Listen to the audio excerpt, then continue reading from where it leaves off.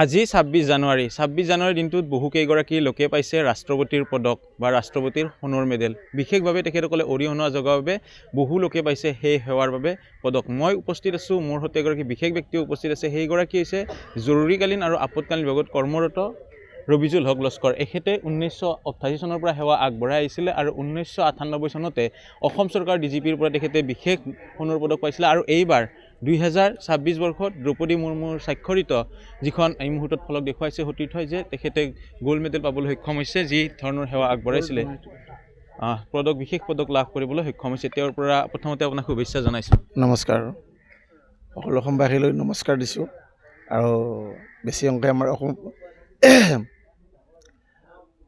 চৰকাৰৰ ধন্যবাদ দিছোঁ এইখিনি মই কৰাৰ কাৰণে। তাৰ বাহিৰে আমাৰ ডিপাৰ্টমেণ্টলি বহুত ধন্যবাদ, ওপৰৰ মুৰব্বীও আস্থান বিষয়ালৈ বহুত ধন্যবাদ দিছোঁ।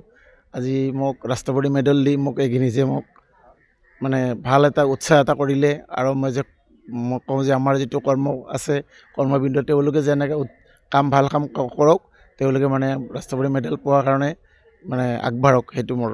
আপুনি কিমান চনত এই কামত নিয়োজিত হৈছিলে? মই 88 ফেব্ৰুৱাৰী 22 তাৰিখে মই জইন কৰিছোঁ ফায়াৰ ছাৰ্ভিচত। তেতিয়াৰ পৰা মই আছোঁ। এতিয়া আৰু অৱসৰ লোৱাৰ মই 9-10 মাহ আছে, মই অৱসৰ ল'ম আৰু লাষ্ট টাইম গোটেইখিনি দি খুবেই আনন্দিত হৈছোঁ, ভাল লাগিছে। আৰু আপোনাৰ চাকৰি জীৱনৰ এটা ডাঙৰ অভিজ্ঞতা কওকচোন, কেনেধৰণৰ অগ্নিনিৰ্বাপত আপুনি সোমাই পৰিছিলে? অভিজ্ঞতাটো বহুত বম ব্লাষ্টিঙৰ মাজত আমি যুদ্ধ কৰি আমি হেৰি হৈছোঁ। 98ত না কোন চনত আছিল আমাৰ এবাৰ গেছ টেংকাৰ বাষ্ট হৈছিল। সেই সময়তো বহুত আমাৰ মানুহ ইনজুৰ হৈছিল। সেই এনেকুৱা কিছুমান হেৰিত তাৰ পৰা আমি যুদ্ধ কৰি আমি বাচি আহোঁ। তাৰ পৰা আমি অগ্নিৰ লগত আমি যুদ্ধ কৰোঁ, আমি ৰাইজৰ সেৱা কৰোঁ, যিমান পাৰোঁ আমি ৰাইজক আমি বচাৰ কাৰণে চেষ্টা কৰোঁ। গতিকে সেইটো মই ভাবোঁ ৰাইজে এইখিনি কৰিলে সকলো ৰাইজৰ লগত ভাল হৈ থাকিলে এইখিনি পদক আৰু পোৱাৰ কাৰণে আশীৰ্বাদ কৰিলোঁ। আৰু শেহতীয়াভাৱে SBI বেংক জ্বলি গৈছিলে, তাতো আপুনি মই নিয়োজিত আছোঁ। মই তাতে গৈছোঁ, মই একদিন এক ৰাতি সময় গৈছোঁ।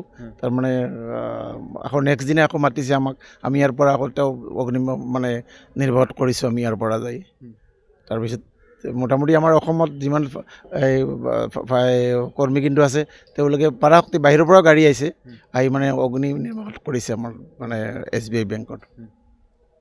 ভৱিষ্যত পৰিকল্পনা কেনেকুৱা আছে? এতিয়া মেজৰ হিচাপে প্ৰমোশ্যন নাই, আমাৰ প্ৰমোশ্যন নাই। আমাৰ চাকৰি নাইতো, সেইকাৰণে আমাৰ প্ৰমোশ্যন নাই।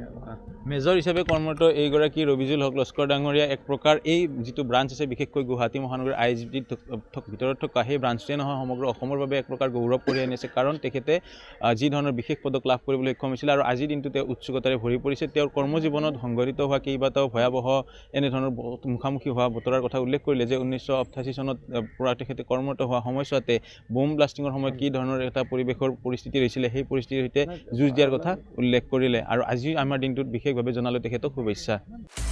আপুনি বিচৰা বাতৰি পাব কেৱল নিউজ 18 এপত। নিউজ 18 এপ ডাউনলোড কৰিবলৈ স্কেন কৰক এই QR কোড। গুগল প্লে ষ্টৰতো পাব এই নিউজ 18 এপ।